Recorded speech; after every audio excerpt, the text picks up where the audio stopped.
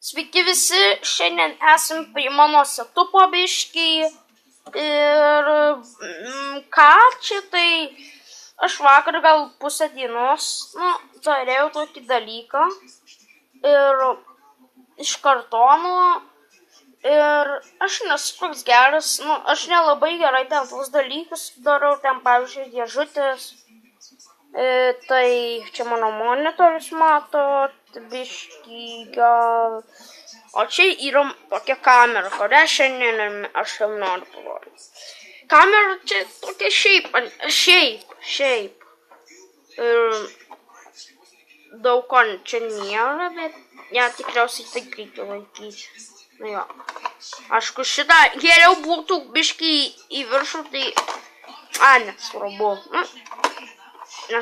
bet aš esu šitą apikliavau su tokiais dviem. Aš galvau, kaip įmanoma apikliuoti, tai pagalvojau, kad va taip galėčiau. Čia dar gal netabaigiu, gal dar tą darysiu, net nežinau. Ir kaip matot, šitą kamerą negali fotografuoti, bet aš stengiausi padaryti tokį daiktą.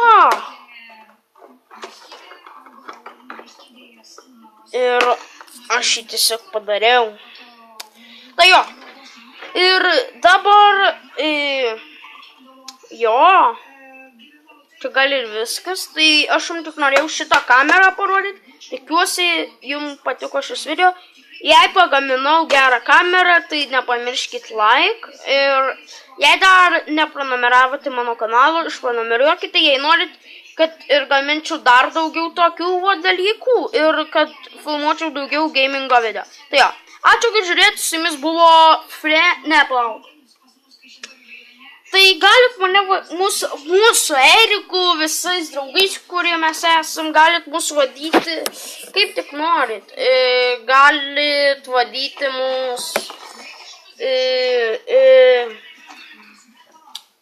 galit mūsų vadyti Friends Plays Games, nes draugai žaidžia žaidimus. Galit mūsų vadyti, nežinau dar kaip norit. Galit mus kitaip vadyti, čia kameros vidus, kur vidui nieko nėra. Tai jo, galit vadyti MG Gaming LTU, bet mes jau tokio vardo nebeturim, nes jo, dabar mes vadiname Friends Plays Games. Tai jo, su jumis atsisveikina Friends Plays Games, čia video filmavo